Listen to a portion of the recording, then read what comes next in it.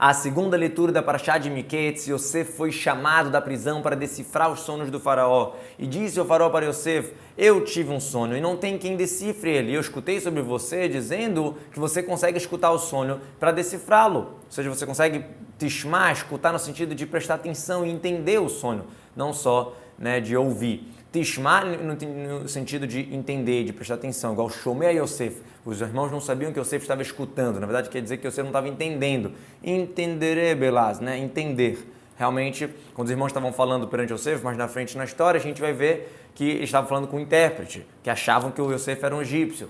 E aí, eles não sabiam que Yosef estava escutando. Ele estava escutando o som, mas eles não sabiam que ele estava entendendo. Então, a palavra Shema é no sentido também de entender. Igual, você está me escutando? Você está me entendendo? E Yosef respondeu para o faraó dizendo, fora de mim, não é de mim a força, Deus vai responder a paz do faraó. Ou seja, não é a sabedoria minha, e sim que Deus vai dar uma resposta na minha boca para ajudar a paz e a tranquilidade do faraó.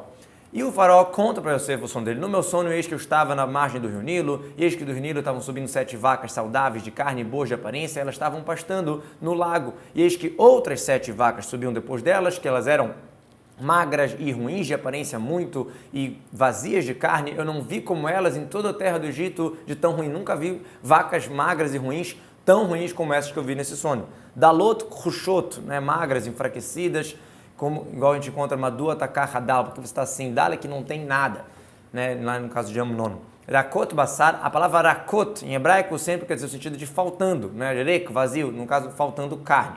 Em francês arcaico, bloas, alguma coisa assim. E essas vacas vazias e ruins comeram as 7 vacas, as primeiras, as saudáveis. E elas vieram para dentro delas, ou seja, elas foram engolidas pelas vacas e não se percebiam que elas viam para dentro delas. Ou seja, quando a vaca magra engolia a vaca gorda, ela não ficava melhor, não ficava grande, não ficava cheia. As suas aparências continuavam ruins, como no início. E aí eu acordei, diz o faraó para Yosef.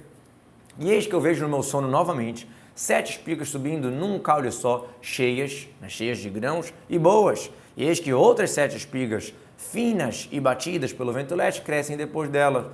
Tsnumot, tsun, na linguagem aramaico, é rocha, ou seja, elas eram secas como uma madeira, sem umidade, duras como uma pedra.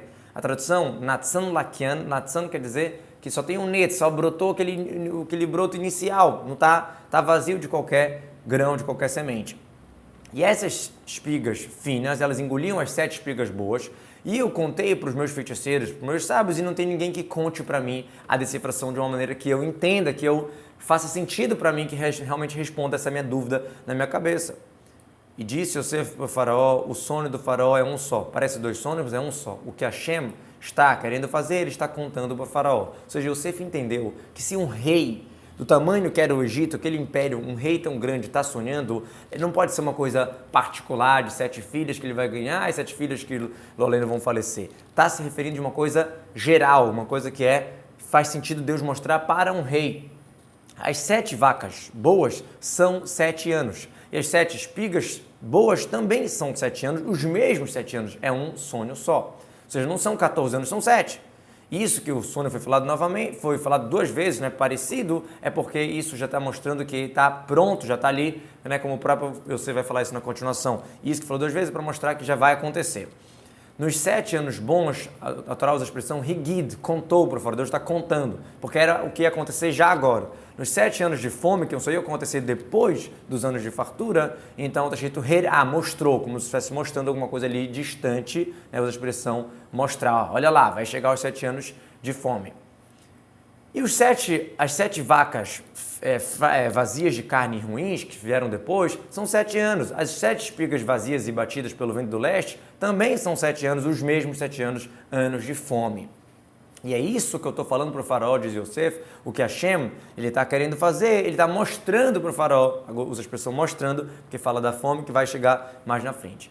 Eis que 7 anos estão vindo, uma grande fartura em toda a terra do Egito, e vão vir 7 anos de fome depois disso, e vai ser esquecido aquela fartura na terra do Egito, e a fome vai acabar com a terra. Ou seja, é isso aqui ele está dando a decifração que foi engolido, que foi engolido e não se percebe. Então, engolido exatamente que será esquecido a fartura quando tiver aquela fome. E não vai nem se lembrar, se souber a fartura na terra por causa daquela fome que vai vir depois, que vai ser muito pesada. Então isso aqui já é a decifração disso que a vaca engolia e não se percebia, né, que ela tinha engolido uma outra vaca, parecia que estava igual, ruim, igual, magra, igual. E isso que o sonho está se repetindo, Rishanot, de Sheni, novamente, né, 2 vezes, com uma vaca e com espigas, é porque aquilo ali está pronto já para acontecer, Hashem já quer fazer isso acontecer, ele está apressando para fazê-lo isso. Nahon, mesmo humano, já está ali prontinho, né, para já vai acontecer. E agora o Yosef, ele se coloca na posição de conselheiro, não só de decifrar o sonho. Ele entende que se ele está aqui no mundo, ele tem que fazer, ele tem que agir, ele já dá a solução para o faraó. E agora veja, faraó, um homem sábio e esperto, e coloque ele responsável sobre a terra do Egito. E o faraó deve nomear responsáveis sobre a terra. Dessa maneira, vocês vão armar e se preparar a terra do Egito nos 7 anos da fartura.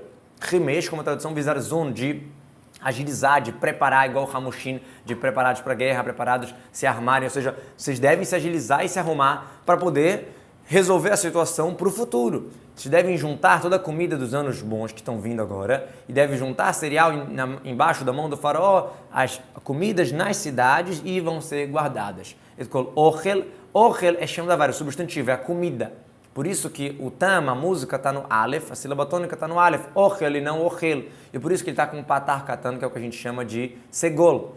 Agora, Ochel, de comer, que é o verbo, como por exemplo, que kol ochel chelev, daquele que comeu o sebo. Então a musicalidade está no kaf, né, na segunda sílaba, ochel e não ochel, e a pontuação embaixo do kaf, em vez de ser o segol, é o kamatz katano, que é o que a gente chama hoje em dia de tsere. Embaixo da mão do faraó, ou seja, na posse dele, nos depósitos dele, você tem que controlar isso, você que tem que resolver. Por isso que Deus mostrou para você o sono. E essa comida será depositada para a terra para os anos de fome, ou seja, guardem agora para nos anos de fome vocês terem o que comer, para que vai ter na terra do Egito e a terra não será exterminada com a fome. Essa comida guardada, ela vai ser igual outros depósitos que são guardados, tesouros que são guardados para fazer existir, né, coisas que a gente guarda para ter uma segurança. E esta coisa, essa decifração que Yosef deu foi boa nos olhos do faraó e nos olhos de todos os seus servos. E disse o faraó para os seus servos, será que a gente vai encontrar como esse, um homem que o Espírito de Deus está com ele? Será Kazé Anishkar Kedem como esse? Ou seja, se a gente procurar, será que a gente vai achar alguém? Esse Hanim está em linguagem de pergunta retórica, por isso que está o rei no início da palavra com Hataf Patar, que é como querendo dizer, será que eu vou achar? Não vou achar. Então esse é a melhor pessoa, é o próprio Yosef.